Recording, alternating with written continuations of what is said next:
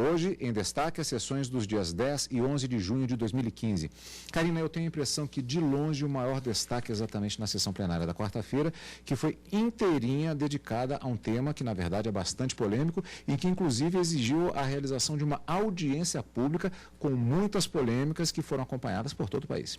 Até porque toda a sessão plenária da quarta-feira foi dedicada a um único tema, que foi a ação direta de inconstitucionalidade, em que se questionava, né, a conformação dos artigos 20 e 21 do Código Civil com diversos direitos fundamentais previstos na Constituição. E ao que acabou sendo concluído pelo Supremo Tribunal Federal, na quarta-feira ainda, e a manifestação de todos os ministros presentes no plenário do Supremo Tribunal Federal, de que para se publicar as biografias não há necessariamente a necessidade, vamos dizer assim, da autorização do biografado, seja em biografias literárias ou mesmo audiovisuais.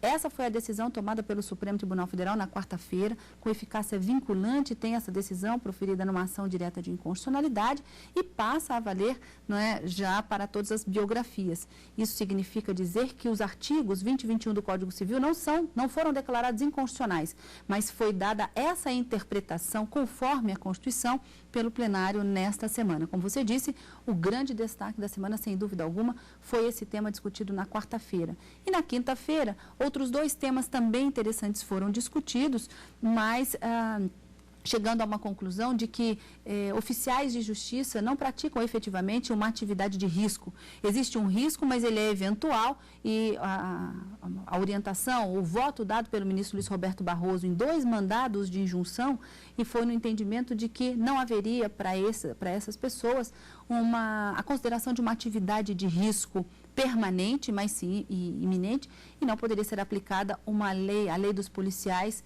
para que fosse a eles concedida a aposentadoria especial, não é? Já que era essa a busca nos mandados de injunção, tanto para oficiais avaliadores, como outros servidores do Poder Judiciário e Ministério Público da União, aqui no Distrito Federal, era o que se buscava. E uma discussão também envolvendo uma lei estadual da Bahia, referente a depósitos judiciais, teve o julgamento interrompido mais uma vez em razão de um pedido de vista do ministro Gilmar Mendes, mas 3 temas bastante interessantes que acabaram tomando conta do plenário do Supremo Tribunal Federal, tanto na quarta como na quinta-feira. Então vamos, como sempre, acompanhar a cobertura do jornalismo da TV Justiça. Quarta-feira, portanto, ministros do Supremo Tribunal Federal liberam a publicação de biografias não autorizadas. A ação foi proposta pela Associação Nacional dos Editores de Livros. Segundo a entidade, exigir autorização para escrever biografias viola o princípio da liberdade de expressão. A obrigação de licença prévia dos biografados está prevista no Código Civil brasileiro.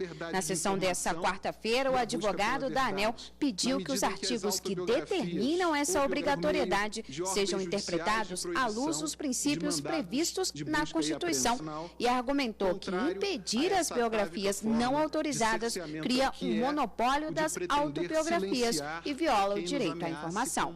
Ao criar a exigência de uma prévia autorização do biografado, por extensão de personagens coadjuvantes ou de seus familiares na hipótese de pessoas já falecidas, a lei acaba por lhes conferir um direito, um poder de veto peremptório sobre relatos biográficos, configurando, ao ver da requerente, algo equivalente nos seus efeitos a uma forma privada de censura que tem sido exercida no Brasil por meio de ordens judiciais de proibição e de mandados de busca e apreensão. 2 outras entidades falaram como amigo da Corte e também defenderam a não obrigatoriedade da autorização. Biografias tratando da vida de pessoas são uma importante fonte histórica, uma importante fonte historiográfica. Todos os fatos devem ter relevância para o biógrafo que está exercendo o direito constitucional à liberdade de expressão. Os fatos inverídicos, as ofensas à honra, as calúnias serão resolvidas como devem ser resolvidos todos os danos cometidos contra as pessoas, justamente como previsto na Constituição Federal, com direito à indenização. Por outro lado, duas entidades se manifestaram pela legitimidade da necessidade de autorização prévia. O advogado do Instituto Amigo, criado pelo cantor Roberto Carlos, que em 2007, com base na lei, conseguiu banir das prateleiras um livro sobre a biografia dele, disse que as biografias não autorizadas ferem o direito à privacidade e, por isso, a publicação dessas obras deve ter o aval dos biografados. A ADIM, senhor ministro, ela diz quase que como se fosse absoluto o direito do biógrafo. O biografado não pode analisar caso a caso quando se sentir ofendido na sua dignidade. Ora, falaram em censura por parte da nossa defesa. Eu acho que a única censura que existe nesse processo que eu consigo vislumbrar é a censura de impedir que o cidadão que vê a sua dignidade afetada não poder procurar o judiciário caso a caso. As memórias pessoais não devem ser julgadas por terceiros, exceto se as mesmas forem indispensáveis para o esclarecimento de fatos de interesse público de segurança nacional. A todo ser humano compete o direito ao esquecimento de dores, mazelas da vida privada, fatos constrangedores já superados e acalmados pelo tempo. A todo ser humano compete o direito à felicidade. A relatora do caso, ministra Carmen Lúcia, fez uma síntese das 120 páginas do voto dela. Relembrou que, para substanciar o entendimento, realizou uma audiência pública no ano passado, em que ouviu os diferentes posicionamentos e concluiu que a liberdade de expressão deve prevalecer e os abusos podem e devem ser corrigidos no judiciário, sendo possível, inclusive, o pagamento de indenizações. A produção de obras biográficas, literárias ou audiovisuais independe da autorização prévia, porque somente poderão ser tidos como legítimos, válidos e subsistentes os preceitos no sistema jurídico se afastar da exigência para o tema específico, qual seja para a elaboração, divulgação de obras biográficas. Há o risco de abusos, não apenas no dizer e no escrever. Vida é experiência de riscos. Riscos há sempre e em tudo e para tudo. Mas a vida pede de cada um de nós coragem perante os riscos e solução para o que vier a se concretizar. O direito dita formas de fazer com que sejam reparados os abusos, a saber, por indenização a ser fixada, segundo o que se tenha demonstrado como dano. O mais é censura, e censura é forma de cala-boca.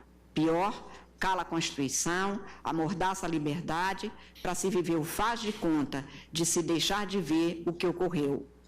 Abusos, repito, podem ocorrer e ocorrem, mas acontecem em relação a qualquer direito. No caso, a interpretação dos dispositivos civis quanto a biografias que cumprem função social de relevo para o conhecimento da história e o seu encaminhamento.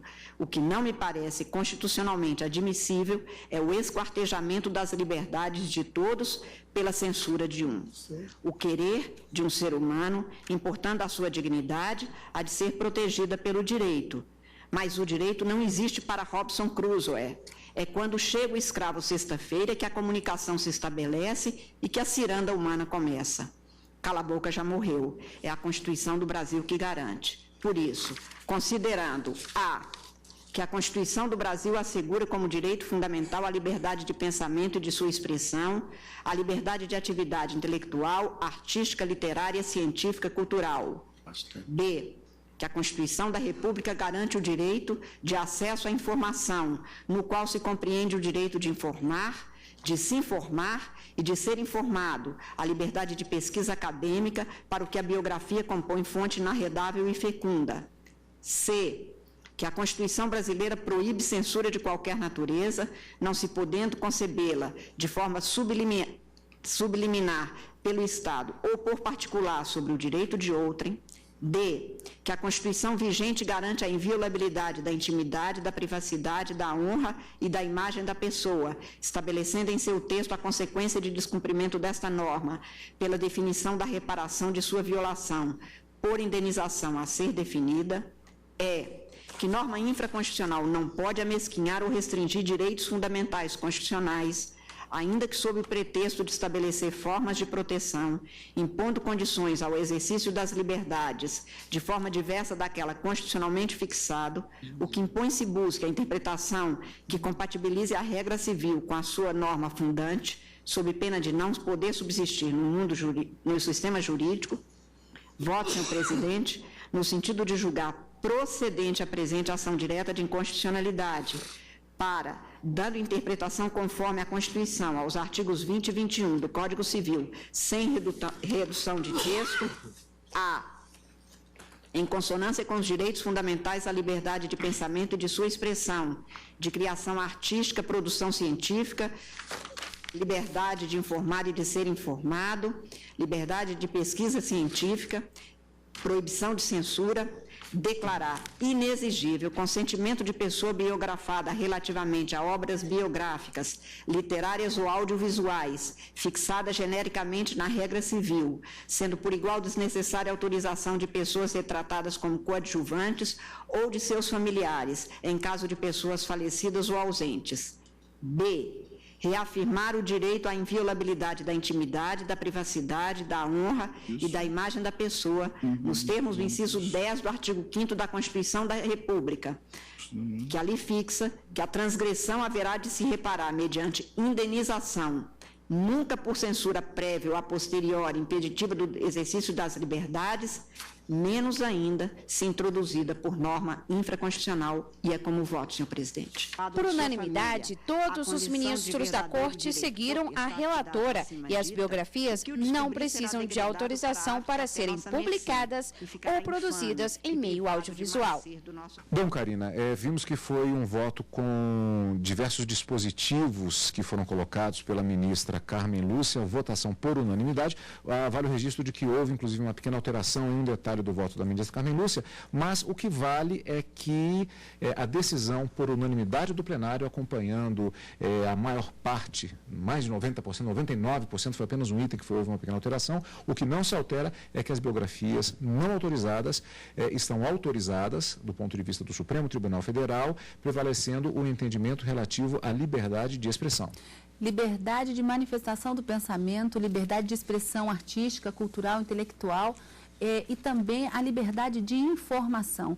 Esses foram os diversos direitos fundamentais que foram discutidos no plenário do Supremo Tribunal Federal na quarta-feira e que acabaram culminando com a prevalência desses fundamentos em detrimento ao que se exigia o Código Civil de 2002. O Código Civil dizia que qualquer violação à imagem, à honra, aos direitos da personalidade do biografado, ele poderia se manifestar para impedir que essa biografia fosse publicada.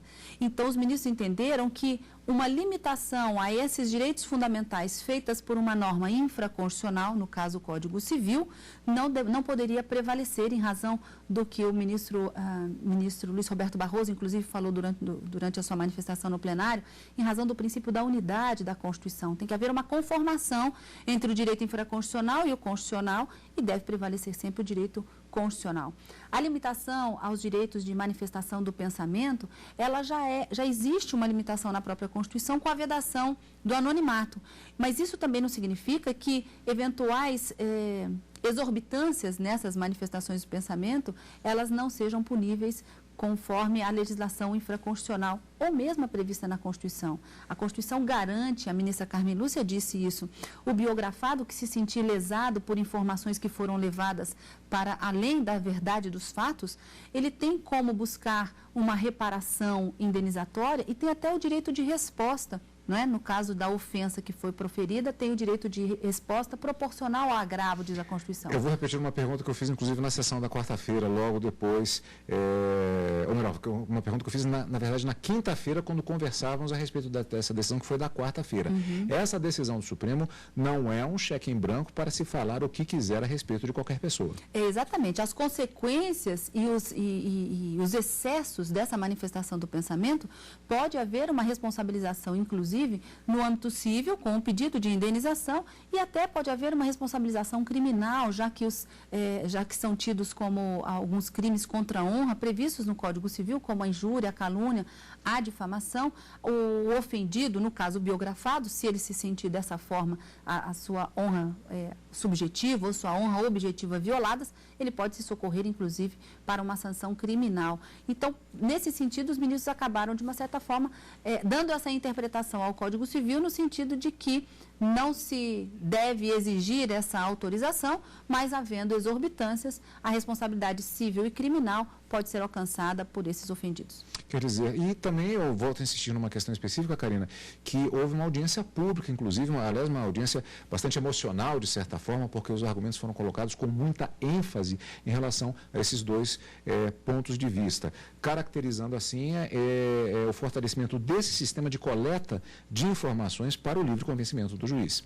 Os ministros até falaram, e da tribuna, durante o julgamento também isso foi dito, que no Brasil, desde a abertura, do retorno da democracia com a Constituição de 1988, a censura ela é proibida de forma expressa em diversos dispositivos da Constituição, e que proibir essas biografias ou necessitar dessa autorização do biografado para que elas pudessem ser publicadas, isso seria como uma censura, né? Uma análise prévia do que pode ou não pode ser veiculado e publicado. Isso viola o direito de informação. Então, esses argumentos foram acatados pelo Supremo Tribunal Federal, como você disse, à unanimidade, acabaram julgando procedente a ação direta de inconstitucionalidade para dar essa interpretação aos dois dispositivos do Código Civil, de acordo com esses direitos fundamentais previstos na Constituição e que devem prevalecer no Estado democrático. Destaque da semana, destaque da sessão plenária da quarta-feira. Vamos agora conferir os julgamentos da quinta-feira, lembrando que, exatamente por conta do grande debate que houve especificamente em relação a esta ação na sessão da quarta-feira, a pauta da quarta transformou-se automaticamente, os processos que não foram julgados, em uma parte significativa da pauta da quinta-feira, na qual os ministros do Supremo Tribunal Federal negaram a aposentadoria especial a oficiais de justiça. O plenário também analisou se o Estado da Bahia pode transferir para a conta única do Estado os depósitos judiciais. O Estado baseia a ação na Lei Estadual 9.276 de 2004, que prevê a transferência de 70% dos valores dos depósitos judiciais para a conta única do Estado. A ação civil originária é contra a União, o Banco do Brasil e o Bradesco. Segundo o advogado do Banco do Brasil, o Estado diz que usará os recursos para modernizar e ampliar o poder judiciário baiano. Mas esse argumento preocupa a instituição financeira. A preocupação do Banco do Brasil é que, de alguma forma, tenha que arcar com esse pagamento e buscar o ressarcimento junto ao Estado. O relator da ação, ministro Marco Aurélio, antes de analisar o mérito da questão, disse que o caso não seria de competência do Supremo. Eu trago um voto apontando que o pano de fundo é um pano patrimonial e que não se tem a União como parte propriamente dita na ação, que poderia realmente deslocar a competência para o Supremo. Eu concluo pela incompetência do Supremo para julgar esta ação, mas digo que o tema de fundo é um tema de repercussão maior, saber se o Estado-membro pode ou não legislar relativamente a algo que tem contornos processuais, que é o depósito processual. Agora, de qualquer forma, né, apegado ao que eu venho sustentando em outras ações, né, e considerado o conflito federativo, que eu encaro a cláusula permissiva do pronunciamento do Supremo como a revelar a exceção, eu mantenho o voto no sentido da incompetência. Mas, como já adiantei, tenho munição para o mérito. Os ministros Luiz Roberto Barroso, Luiz Fux, Rosa Weber e Carmen Lúcia acompanharam o relator. Mas o julgamento foi suspenso após o ministro Gilmar Mendes pedir vista. Os depósitos judiciais são os valores depositados para garantir o cumprimento de uma obrigação ou um direito de alguma das partes envolvidas que está sendo discutido no judiciário. O plenário também retomou o julgamento para decidir se os oficiais de Justiça Federal, os inspetores, os agentes de segurança judiciária e os analistas e técnicos com atribuições de segurança do Judiciário ou do Ministério Público da União têm direito à aposentadoria especial com base em atividade de risco. Por maioria, os ministros decidiram que não há definição legal de que essas funções representem um risco contínuo. O caso foi julgado em 2 mandados de injunção. Bom, Karina, inclusive vale salientar até um detalhe que a sessão plenária da quarta-feira, ela foi até um pouco mais, da quinta-feira, ela foi um pouco mais curta, até em contraponto à sessão plenária da quarta-feira, que se estendeu, inclusive, até uma sessão única, que se estendeu por muito tempo, por conta dos debates que aconteceram e das exposições que foram feitas de voto naquele julgamento, que é um dos destaques da semana, das biografias não autorizadas. A sessão da quinta-feira, ela, embora tenha tido um maior número de processos até julgados, mas ela foi um pouquinho mais curta. Isso porque havia um compromisso oficial do presidente da Corte na recepção em visita aqui ao Supremo Tribunal Federal do ex-primeiro-ministro da Bélgica. Então, por conta dos julgamentos que estavam caracterizados para aquele dia, houve a sugestão de, em vez do intervalo, que a sessão fosse encerrada, retomando-se os trabalhos na próxima semana. Que será uma semana bastante movimentada, já vamos falar sobre isso. Karina, no caso, como poderíamos destacar a sessão desta quinta-feira, considerando, inclusive, que houve um tema específico que começou a ser debatido, mas foi interrompido por pedido de vista do ministro Gilmar Mendes. E a outra decisão que foi tomada efetivamente na quinta-feira. Os destaques, portanto, da quinta. No caso dos depósitos judiciais, o questionamento é em relação a uma lei estadual da Bahia que determinava que 70% desses depósitos judiciais fossem transferidos a uma conta única do Estado. E esse questionamento, o ministro Marco Aurélio, ele acabou ficando numa parte preliminar da argumentação trazida no Supremo Tribunal Federal e entendendo que não cabe ao Supremo julgar esse tipo de discussão, porque a União sequer é parte nesse processo. Ela foi inserida no momento, mas depois o Estado da Bahia pediu que ela fosse retirada, então ela funciona como um assistente simples ao lado do Banco do Brasil. E isso não ensejaria a tramitação desse tipo de discussão aqui no Supremo Tribunal Federal, à luz do que prevê a Constituição nessas competências da Suprema Corte. O ministro acabou sendo acompanhado por alguns outros ministros presentes à sessão, mas o ministro Gilmar Mendes pediu vista, o julgamento interrompido. Vamos verificar se, quando do retorno, em razão, o pedido de vista, inclusive, houve um ensejo desse pedido de vista em razão de uma ação direta de inconstitucionalidade que discute um tema parecido, mas envolvendo uma legislação do Estado do Rio de Janeiro. Então, houve um pedido de vista, vamos aguardar como é que vai ser o julgamento, se isso continua aqui no Supremo Tribunal Federal, essa discussão, ou se é declinado para as instâncias ordinárias.